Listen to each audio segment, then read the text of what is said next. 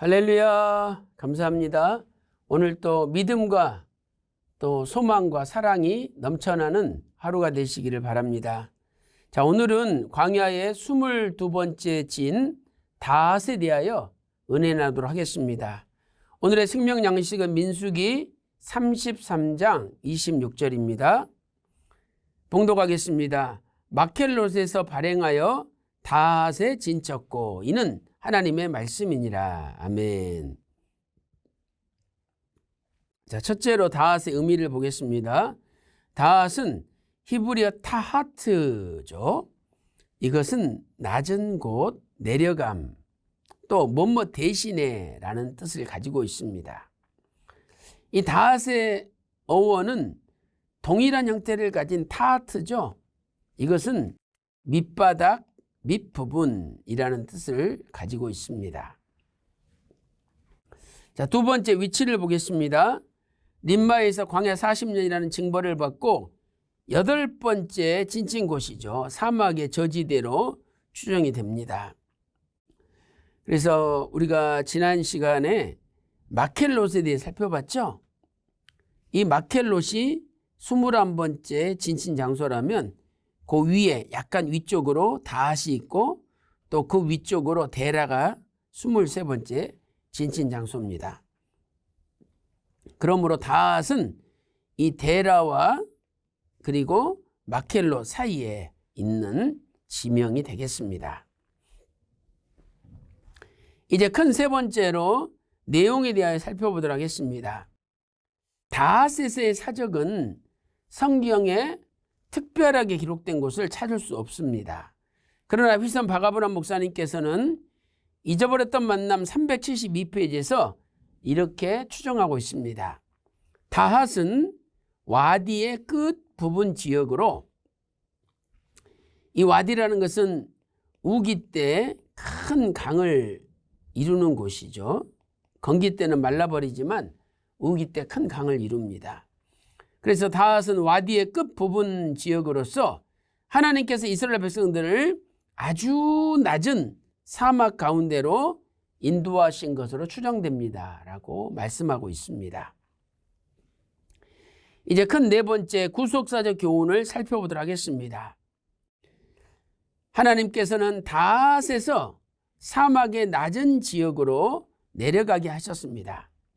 이것은 아마도 하나님께서 이스라엘 백성들로 하여금 극심한 바람을 피하게 하시거나 또는 물을 쉽게 얻기 위하여 아래쪽으로 내려가게 하셨을 것입니다. 그래서 이 사막의 아래 지역에 여기를 이제 깊이 이렇게 조금씩 파면은 여기에서 물을 얻을 수가 있었던 것이죠. 자, 마찬가지로 이것은 구속사적으로 우리에게 무엇을 교훈하고 있습니까? 예수님의 삶은 낮은 곳으로 내려오신 삶이었다는 것입니다. 자, 빌립보서 2장 6절부터 8절 말씀 보세요. 그는 근본 하나님의 본체시나 하나님과 동등됨을 취할 것으로 여기지 아니하시고 오히려 자기를 비워 종의 형체를 가져 사람들과 같이 되었고 사람의 모양으로 나타나셨음에 자기를 낮추시고 죽기까지 복종하셨는데 곧 십자가에 죽으심이라 이렇게 말씀하고 있습니다. 이러한 예수님의 낮아지심을 성육신이라고 표현하고 있죠. 말씀이 육신이 되어 우리 가운데 거하셨다.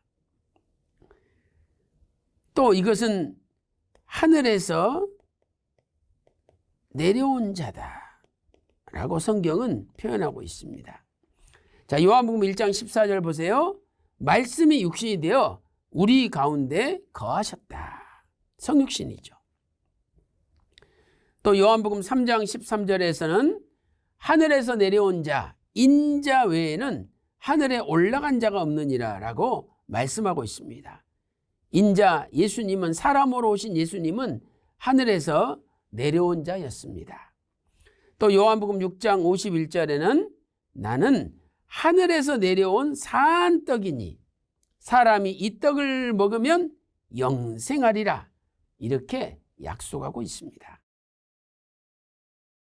또한 예수님은 하늘에서 내려오신 후에 어떻게 되셨습니까? 십자가에 죽으셨죠. 그런데 그것은 다윗의 뜻처럼 뭐뭐 대신에 라는 다윗의 뜻처럼 우리를 대신하여 십자가에 죽으신 것입니다. 이 세상에 나를 위하여 대신 죽을 사람이 어디 있겠습니까? 부모도 자식도 아내도 나를 위하여 대신 죽을 수는 없는 겁니다. 마태복음 20장 28절 말씀 보세요. 인자가 온 것은 섬김을 받으려 함이 아니요 도리어 섬기려 하고 자기 목숨을 많은 사람의 대속물로 주려 함이니라. 마가복음 10장 45절에도 같은 말씀이 기록되어 있습니다. 또 베드로전서 3장 18절 말씀 보세요. 그리스도께서도 한 번 죄를 위하여 죽으사 의인으로서 불의한 자를 대신하셨으니. 예수님은 의인이고 우리는 불의한 자인데 의인이 우리 불의한 자를 대신해서 그 죄값을 치르셨다는 거죠. 그 결과 이는 우리를 하나님 앞으로 인도하려 하심이라. 육체로는 죽임을 당하시고 영으로는 살리심을 받으셨다라고 말씀하고 있습니다. 첫째로 예수님이 우리를 대신하신 사역으로 우리는 의인이 된 거죠.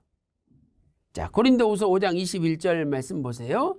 하나님이 죄를 알지도 못하신 자로 우리를 대신하여 죄를 삼으셨죠. 그 결과 우리는 예수님 안에서 하나님의 의가 되었습니다. 얼마나 큰 축복이고 얼마나 감사합니까? 두 번째로 우리는 이제 하나님 일에 열심하는 친백성이 돼야 됩니다. 왜? 우리를 대신해서 십자가에서 죽으셨는데 우리에게 당부한 것이 있다면 선한 일, 하나님 일 좀 열심히 해달라는 거예요. 자, 디도서 2장 14절 말씀 보세요. 그가 우리를 대신하여 자신을 주심은 모든 불법에서 우리를 구속하시고 우리를 깨끗하게 하사 그 다음에 무엇을 원하십니까? 선한 일에 열심하는 친백성이 되게 하려 하심이라라고 말씀하고 있습니다. 이 세상에서 선한 일이 무엇입니까? 남을 도와주는 일, 또 착한 일, 그보다도 진정한 의미의 선한 일은 하나님의 일입니다. 그래서 우리는 하나님 일에 열심하는 친백성이 돼야 되는 것이죠. 그리고 이제부터는 나를 위하여 대신 죽으신 오직 예수 그리스도를 위하여 살아야 됩니다. 자, 고린도후서 5장 15절 말씀 보세요. 저가 모든 사람을 대신하여 죽으심은 산자들로 하여금 다시는 저희 자신을 위하여 살지 않고 오직 저희를 대신하여 죽었다가 다시 사신 자를 위하여 살게 하려 함이라. 누가 나를 위하여 대신 죽어줬다. 너무너무 감사할 일이죠. 그러므로 이제는 우리도 그 사람을 위해서 살아야 되는 것처럼 나를 위하여 대신 죽으신 예수님을 위하여 살아야 된다는 겁니다. 우리 남은 생애가 나를 대신하여 죽으시고 나를 의인 만들어 주신 예수님을 위하여 살고 하나님 일에 열심하는 친백성이 다 되시기를 주님의 이름으로 축원합니다. 기도 올리겠습니다. 살아계신 아버지 하나님, 우리를 대신하여 십자가에 죽으시고 또한 우리를 대신하여 하나님께서 사람으로 이 땅에 오셔서 우리 죄를 걸머지고 십자가에서 죽으셨습니다. 그리고 우리를 의인 삼아 주셨사오니 이제 우리는 어떻게 살아야 됩니까? 하나님 아버지, 우리를 대신하여 죽으시고 부활하신 예수님을 위하여 우리의 남은 인생을 살게 하시고 그리고 선한 일, 하나님의 일에 열심하는 하나님의 친백성이 되게 하여 주시옵소서. 오늘 하루도 예수님을 위하여 살아가는 하루가 되기를 소망하며 존귀하신 예수님의 이름으로 간절히 기도 올리옵나이다. 아멘.